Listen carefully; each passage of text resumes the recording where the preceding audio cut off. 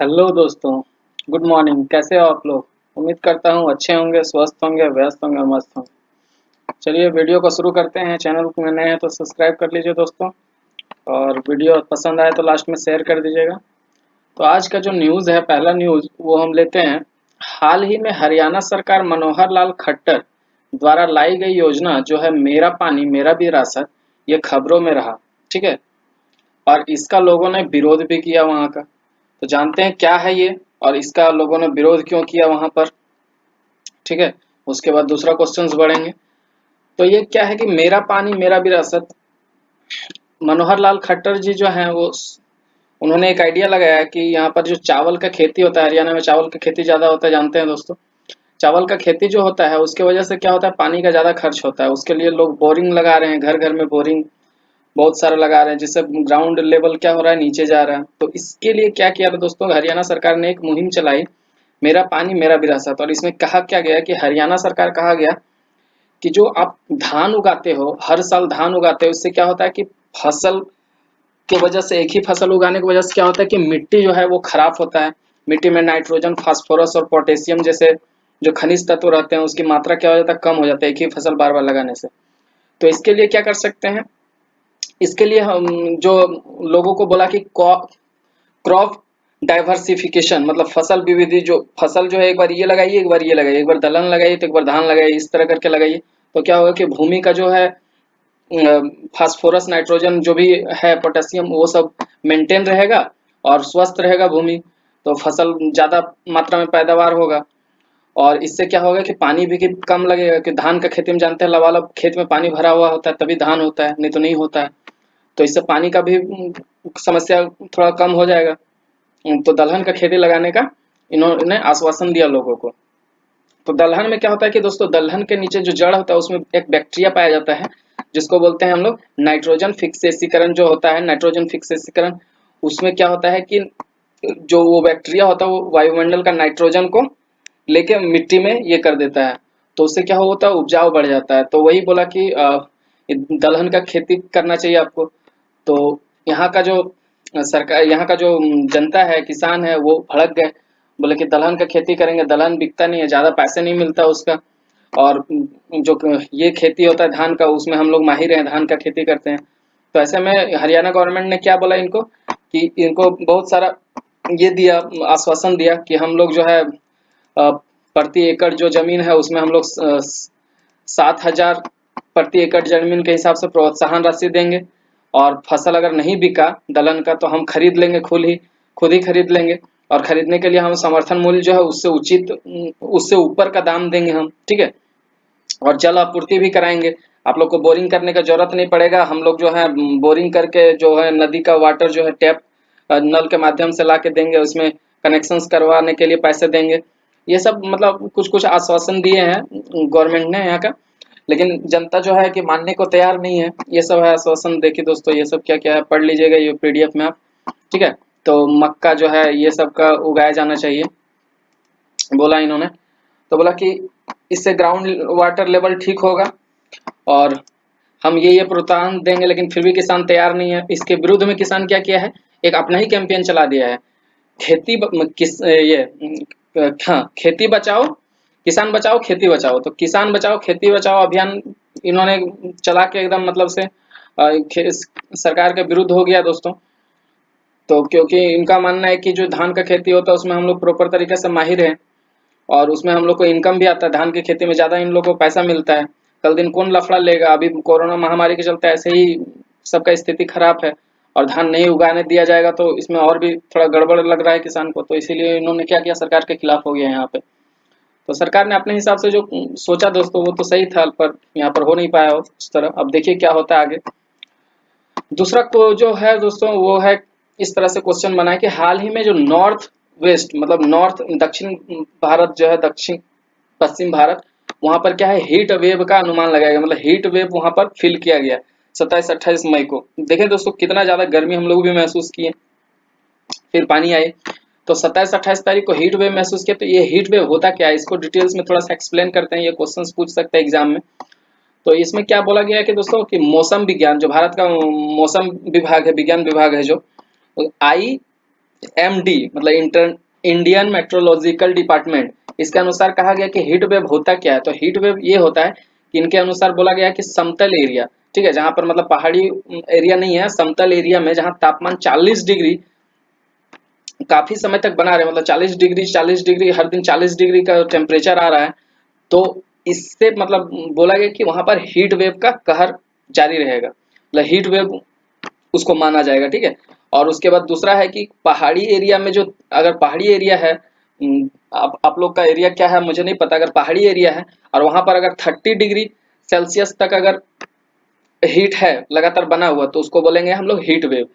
और अगर 40 डिग्री सामान्यतः टेम्परेचर रहता है जहाँ पे हर समय, और वहां अचानक से 40 से 45-46 पहुंच जाए, तो उसको बोलेंगे हीट वेव, इसके अनुसार जो मेट्रोलॉजिकल डिपार्टमेंट जो है इसके अनुसार।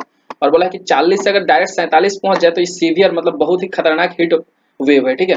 तो हीट वेव होता क्या है दोस्तों, इसके बारे में हम लोग थोड़ा सा जानकारी लेंगे और समझेंगे।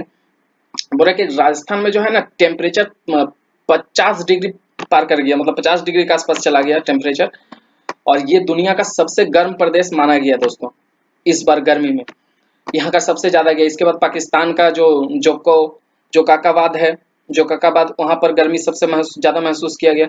और मजे की बात यह है कि ये शाम 5 बजे के बाद ये नोट किया गया ये टेम्परेचर, जब सन मतलब ढलने को था। तो समझ सकते हैं कि कितना ज्यादा गर्मी था। तो ये हीट वेव आता कैसे है, तो उसके बारे में बताते हैं थोड़ा सा। उससे पहले जान लीजिए कि हीट वेव से जो डिहाइड्रेशन होता है, आदमी बेहोश भी हो सकता है इससे, ये सब तो हम लोग जानते हैं। हीट वेव की वजह से आदमी बेहोश हो सकता है, पक्षी जानवर मर सकते हैं, और कई कई बार क्या होता है कि फसलों का जो होता है वो बहुत ज्यादा फसल बर्बाद हो जाता है गर्मी में, मतलब हीट वेव के कारण।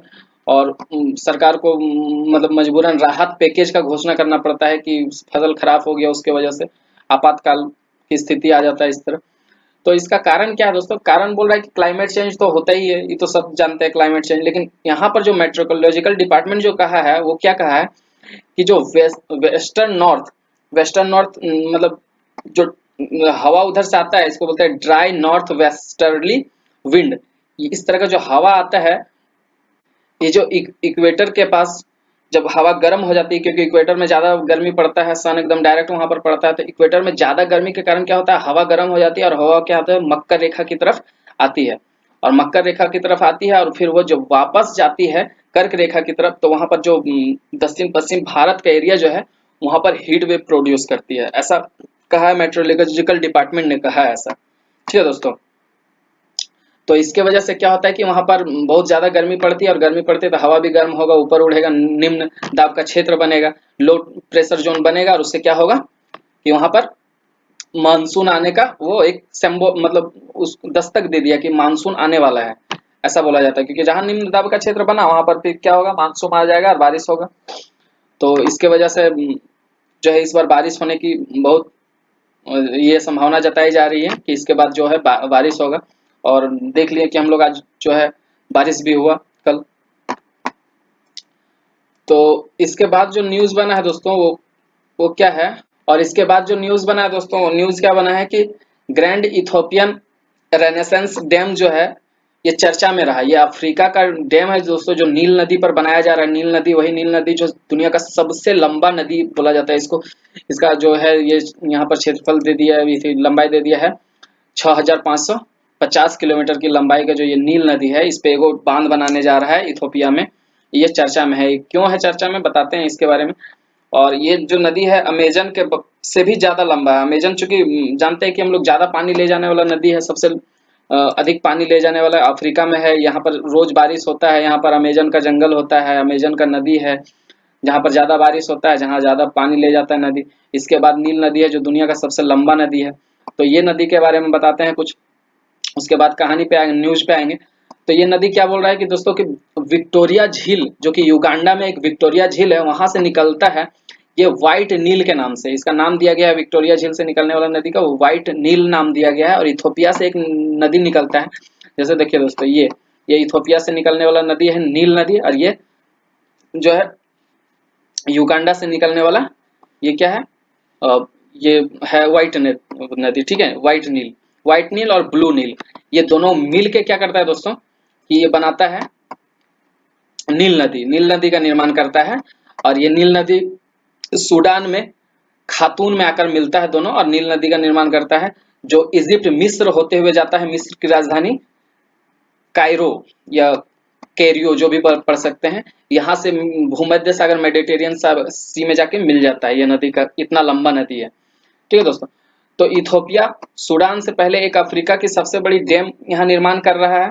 सूडान से पहले निर्माण कर रहा है इथोपिया में, ठीक है। तो और सूडान वाला को बोला है कि सूडान वाला ज्यादा ये नहीं करेगा, मतलब इस पे हस्तक्षेप नहीं करेगा, क्योंकि उसको पानी दे दिया जाएगा और उसको बिजली दे दिया जाएगा, क्योंकि यहाँ से जो बिजली होगा 6000 टन बिजली प्रोड्यूस करने वाला है दोस्तों यहाँ पर। ठीक है, तो बहुत बड़ा मात्रा में 6000 मेगावाट का बिजली प्रोड्यूस करेगा, तो बिजली उसको भी देगा, तो सूडान कुछ नहीं बोलेगा। अब बात है इजिप्ट का यही नदी के वजह से पूरा सभ्यता बसा हुआ है यहाँ पे, और ये नदी बंद हो जाएगा, डैम बना देगा, तो इसको दिक्कत होगा। तो ये क्या किया है कि ये प्रॉपर तरीके से बोला कि हम लोग युद्ध करेंगे, मतलब तो बोला कि ठीक है, तो युद्ध कीजिए आप लोग। तो इथोपिया वाला बोला कि युद्ध कीजिए, और इथोपिया वाला अगर युद्ध करेगा तो ये जो डैम बनाया है इसको क्या करेगा, पानी छोड़ देगा, बस पूरा इजिप्ट साफ हो जाएगा। तो इजिप्ट वाला क्या किया, इससे बचने के लिए यूएन में गया है, और यूएन में इसको बात को रखा है कि ऐसे ऐसे हो रहा है, तो इसका सॉल्यूशन दीजिए। तो अब देखिए दोस्तों समस्या क्या है और क्या होगा यहाँ पर, तो आने वाला टाइम पता चलेगा। देखिए यहाँ पर कुछ है इजिप्ट, देखिए ये इजिप्ट है, ये इसका राजधानी कायरो, और देखिए यहाँ पर इथोपिया है, यहाँ पर युगांडा है, यहाँ से निकल रहा है और फिर इथोपिया से निकल रहा है, और दोनों मिलकर नील नदी और व्हाइट नदी क्या बन रहा है, नील नदी बना रहा है, और जो यहाँ से होते हुए भूमध्य सागर में जा रहा है। ठीक है दोस्तों, इथोपिया है, ठीक है, इरिट्रिया, सूडान, सूडान को बोल दिया है दे देंगे हम पानी, सूडान खुश। और इजिप्ट का है प्रॉब्लम कि इजिप्ट का क्या होगा फिर। और इस तरह से देखिए दोस्तों दूसरा न्यूज जो बना है वो कुछ इस तरह से कि भारतीय विवाद समाधान केंद्र का उद्घाटन किया गया है। जस्टिस जो AK सिकरी है, पूर्व जस्टिस, उन्होंने वीडियो कॉन्फ्रेंसिंग के जरिए इसका उद्घाटन किया। ये है क्या दोस्तों, तो ये जो international centre for alternate dispute resolution नामक जो ये संस्था है, ये क्या करेगा कि दो कंपनियों के बीच में कई बार मुद्दा छिड़ जाता है दोस्तों, मतलब ह्यूमन राइट्स को लेके, अपना अपना राइट्स को लेके कुछ भी मुद्दा छिड़ जाता है जो बहुत दिनों तक बहस चलता है और इसका सॉल्यूशन नहीं आ पाता है, जिससे क्या होता है सुप्रीम कोर्ट व्यस्त हो जाता है और मामले नहीं देख पाता है। तो सुप्रीम कोर्ट ने ही एक संस्था बना दिया दूसरा कि चलिए ये संस्था है, ये कंपनियों के बीच का विवाद को निपटेगा। और ऐसा दोस्तों बहुत सारे देश में किया गया है पहले से, जो इंडिया इस बार किया है, तो अच्छी इनिशिएटिव है, देखते हैं कहाँ तक सक्सेसफुल होता है। और इसी तरह से जो इसका संस्था है जो सिंगापुर का, ये जो डिस्प्यूट रिजोल्यूशन जो सेंटर बनाया है सिंगापुर में, वो बहुत फेमस है दोस्तों दुनिया में। ठीक है, उसको तो सब फॉलो करता है। और एक न्यूज, छोटा सा न्यूज है कि अमेरिका की टेनिस खिलाड़ी एक है जेमी हैम्पटन, उन्होंने सेवानिवृत्ति का घोषणा कर दिया, मतलब संन्यास ले लिया है। क्यों ले लिया है, जान ही रहे महामारी का, कोरोना वायरस का प्रकोप है, यहाँ खेल उल तो हो नहीं रहा, तो काहे के लिए थोड़ा चर्चा में आ जाते हैं, थोड़ा क्वेश्चंस बढ़ाते हैं स्टूडेंट्स के लिए। ठीक है, तो इस तरह से। और उसके बाद दूसरा न्यूज जो है दोस्तों वो क्या है कि हाल ही में रसिया जो है PAKDA पर perspective aviation complex long range aviation programme चलाया दोस्तों। इसके माध्यम से क्या होगा कि ये एक एयरक्राफ्ट बनाना चाह रहा है, और वो ये एयरक्राफ्ट का जो क्षमता है वो कुछ इस तरह से कि 12,000 किलोमीटर का रेंज में ये माप सकेगा, मतलब 12,000 किलोमीटर का रेंज में जो भी आएगा वहां पर ये देख लेगा क्या हो रहा है नहीं हो रहा है वहां पे। ठीक है, तो इसका स्पीड जो है सबसोनिक स्पीड रहेगा, और इसमें तो 30,000 किलो का नाभिकीय हथियार न्यूक्लियर वेपन ले जा सकता है ये अपने साथ। और सबसे बड़ी बात है कि इतना वजन लेने के बाद 30 घंटे तक लगातार कंटिन्यू ये उड़ सकता है, मतलब ऊपर हवा में झूलते रहेगा ये जो एयरक्राफ्ट है। तो ये बहुत बड़ा खासियत है, रसिया जो बना रहा है, ये बनाने वाला है। इसका प्रोटोटाइप तैयार भी कर चुका है दोस्तों, प्रोटोटाइप जो है, तो उसका प्रोटोटाइप का नाम है Sukhoi Su-57 supersonic fighter jet plan. परीक्षण ये कर चुका है दोस्तों, और ये बनाने वाला है अभी। और इसका एक और खास बात क्या है कि ये रडार को भी चकमा दे सकता है। रडार क्या है, देखिए दोस्तों, रडार एक थोड़ा सा इस तरह का डिवाइस है, देखते हैं लगा हुआ रहता है। क्या करता है ना कि जब एरोप्लेन आता है ना, तो यहाँ से एक रेडियो एक्टिव वेव भेजता है, तरंग भेजता है, और यहाँ रेडार में आकर टकराता है, और इस चीज से पता चलता है कि यहाँ पर जहाज किधर जा रहा है, क्या हो रहा है। और कोई दूसरा देश का जहाज अगर आ गया तो प्रॉपर तरीके से पता चल जाता है कि दूसरा देश का जहाज आ चुका है यहाँ पर, या फिर सारा सिग्नल मिलता है, मतलब मान के चलिए रडार से, ठीक है। तो ये रडार से सारा सिग्नल मिलता है, ये तो यहाँ तक ठीक था। अब क्या किया है कि यहाँ पर रेडियो एक्टिव जो विकिरणें निकलती है उसको एब्जॉर्ब कर लेने के लिए यहाँ पर, मतलब यहाँ जो जो टकरा के जो जाएगा वो यहाँ पर उसको क्या किया है कि ये एब्जॉर्ब कर लेगा, मतलब अवशोषित कर लेगा ये जो एयरक्राफ्ट है। तो इसके कारण क्या होगा कि रडार में ये आएगा ही नहीं, रडार का नजर में आएगा ही नहीं। तो क्या होगा कि कोई भी नहीं देख पाएगा कि कोई जहाज वगैरह आया है बाहर से। तो जाके सीधे जाके एकदम कोई भी देश में जाके अटैक कर देगा और वहां पर जो भी करना होगा ये कर लेगा आराम से, न्यूक्लियर वेपन गिरा देगा, किसी को पता भी नहीं चलेगा कि जहाज घुसा था। तो ये रसिया जो टेस्टिंग कर रहा है बहुत खतरनाक है, और ये सब क्यों कर रहा है सब पता है कि अमेरिका से खपा है, और ये अमेरिका के खिलाफ में ही सब कुछ साजिश कर रहे हैं दोस्तों, ठीक है। तो कुल मिला के ये न्यूज था। और दूसरा न्यूज जो है वो लेते हैं। उत्तराखंड राज्य ने स्थानीय व विलुप्त होती वनस्पति संरक्षण का रिपोर्ट जारी किया है, ठीक है दोस्तों। ये काम एक्चुअली में ये काम था IUCN का, international union for conservation of natural flora and fauna. मतलब ये जो IUCN जो है दोस्तों, ये हर साल रेड बुक जारी करता है, रेड बुक जारी करके बताता है, रेड डाटा बुक, उसमें कि कौन सा प्रजाति जो विलुप्त है, कौन सा प्रजाति जो स्पेसीज जो है डेंजर इंडेंजर्ड स्पेसीज कौन खत्म होने वाला है क्या, इसके बारे में बताया जाता है। लेकिन अभी क्या किया उत्तर गवर्नमेंट खुद ने ही ये रिपोर्ट जारी कर दिया है और बोला कि 11 मतलब 110 जो प्रजाति ऐसे हैं जो विलुप्त होने का कगार में है, और इसके लिए हम लोग को संरक्षण करने का इसका बेहद आवश्यकता है। इसके लिए कैंपेन चलाया जाना चाहिए कि इसको लोगों को अवेयरनेस फैलाया जाना चाहिए कि ये जो जानवर है, ये जो पेड़ पौधा है, ये विलुप्त होने का कगार में है, तो इसका सुरक्षा करना चाहिए, ये सब, ठीक है। तो कैंपेन चलाएगा और उसके बाद कुछ करेगा ये लोग, ठीक है। तो उसके बाद क्या है कि दोस्तों कि ये बोला गया है यहाँ पर कि ये उत्तराखंड जो है यहीं पर पिथौरागढ़ से लेके जो है लिपू लेक से पिथौरागढ़ तक जो है यहाँ पर क्या बनाया गया है, नेशनल बोर्ड रोड ऑर्गेनाइजेशन के द्वारा बनाया गया 80 किलोमीटर का रोड जो नेपाल का बॉर्डर तक जाता है, जहाँ से विवाद शुरू होता है। नेपाल बोलता है कि ये जगह मेरा है, और ये कभी चर्चा में है, अभी विवाद का क्षेत्र बना हुआ है, डिस्प्यूट का मामला है ये, ठीक है दोस्तों। तो इसके बारे में कुछ बात करते हैं कि यहाँ का जो CM है त्रिवेंद्र सिंह रावत है, और यहाँ पर जो राज्यपाल है बेबी रानी मौर्य है। यहाँ का राजधानी जो है देहरादून है, और अभी देहरादून के अलावा ही गैरसैन नाम का एक जो राजधानी इन्होंने घोषणा मतलब बनाने की बात करी है। तो देखिए कब तक हो जाता है ये, ठीक है। तो यहाँ पर जो है कुछ नेशनल पार्क है, नंदा देवी, गोविंदा राजाजी नेशनल पार्क, फूलों की घाटी, ये सब यहाँ पर नेशनल पार्क है जो एग्जाम में पूछे जाते हैं। ये मुख्य रूप से आप नोट कर सकते हैं, याद कर सकते हैं, PDF को सेव कर लीजिए, एग्जाम तक काम आए। तो ये खबर है कि दोस्तों हाल ही में पुंटिया सैंक्टस नामक एक मछली खोजा गया है दोस्तों ये, और ये तमिलनाडु में खोजा गया। ये काम है जियोलॉजिकल सर्वे ऑफ इंडिया का, जियोलॉजिकल सर्वे ऑफ इंडिया ही इस तरह का सर्वे करते हैं। तो ये बोला है कि ये मीठा पानी का एक मछली है प्रजाति का, जो अब तक नहीं कोई देखा गया था या कहीं नहीं लिखा गया था, तो ये खोज के निकाले हैं इस तरह से मछली। तो ये जियोलॉजिकल सर्वे ऑफ इंडिया जो दोस्तों आज़ादी से पहले इसका फॉर्मेशन हो गया था भारत में 1916 में, और इसका हेडक्वार्टर जो है कलकत्ता में है। इसके अलावा इसका 16 रीजनल हेडक्वार्टर्स हैं पूरे भारत में, ठीक है दोस्तों। और जो तमिलनाडु का मुख्यमंत्री का नाम है वो है एडापड्डी के पलानीस्वामी, और मन्नार की खाड़ी जो है यहाँ पर राष्ट्रीय उद्यान है, गोइंदी, अन्नामलाई और मधुमलाई जैसे राष्ट्रीय उद्यान अतिरिक्त रूप से है। ये सब याद करने का चीज है जो एग्जाम में पूछे जाते हैं अक्सर, ठीक है दोस्तों। और दूसरा जो खबर है वो इस तरह, मध्य प्रदेश सरकार ने सबको रोजगार मिलेगा योजना शुरू करी है। इसमें क्या कहा गया दोस्तों, ये कुछ है नहीं एक्चुअली में, ये मनरेगा जो पहले से है महात्मा गांधी वाला, वही इसी को मॉडिफाई कर दिया है। क्या मॉडिफाई कर दिया है कि यहाँ पर जो प्रवासी मजदूर आ रहे हैं ना, उन लोग को भी मनरेगा कार्ड बनवा देगा, और बोला कि जो भी प्रवासी मजदूर है उसको मनरेगा कार्ड बनवा देगा, और मनरेगा कार्ड बनने के 15 दिन बाद ही क्या होता है, रोजगार की देने की प्रावधान है, रोजगार दिया जाता है। तो इसलिए यहाँ पर मनरेगा कार्ड बना देगा ताकि सब लोग रोजगार मिल सके, ठीक है। तो एक अच्छी पहल है, कर सकते हैं मध्य प्रदेश सरकार का। मध्य प्रदेश का राजधानी भोपाल है, और यहाँ का मुख्यमंत्री शिवराज सिंह है। शिवराज सिंह चौहान है और यहाँ पर क्या है, राज्यपाल लालजी टंडन है। ठीक है, तो ये मुख्य रूप से ये सब याद करने का चीज है, आप नोट कर सकते हैं और रख सकते हैं याद। तो बोल रहा है कि दूसरा जो खबर बना है कि बोला है कि डीआरडीओ ने आर्टिफिशियल इंटेलिजेंस आधारित उपस्थिति एप्लीकेशन बनाया है। ठीक है, उपस्थिति होगा यहाँ पे, तो उपस्थिति एप्लीकेशन बनाया है। इसमें क्या है दोस्तों कि इसका नाम रखा गया है आईना, आर्टिफिशियल इंटेलिजेंस अनेबल्ड अटेंडेंस।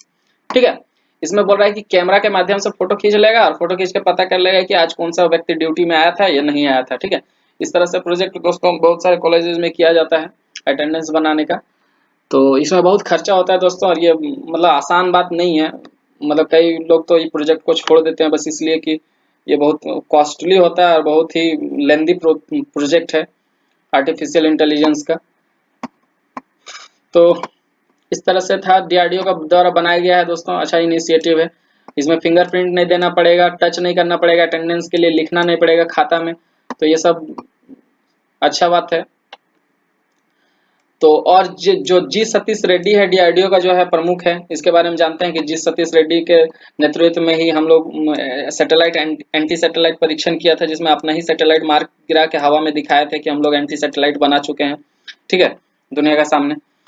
तो और ये जो डीआरडीओ के अध्यक्ष होते हैं ना दोस्तों, ये जैसे अभी है जी सतीश रेड्डी, ये जो हम लोग का राजनाथ सिंह है रक्षा मंत्री, उसके सलाहकार होते हैं, रक्षा सलाहकार होते हैं। तो अभी रक्षा सलाहकार भी हैं ये।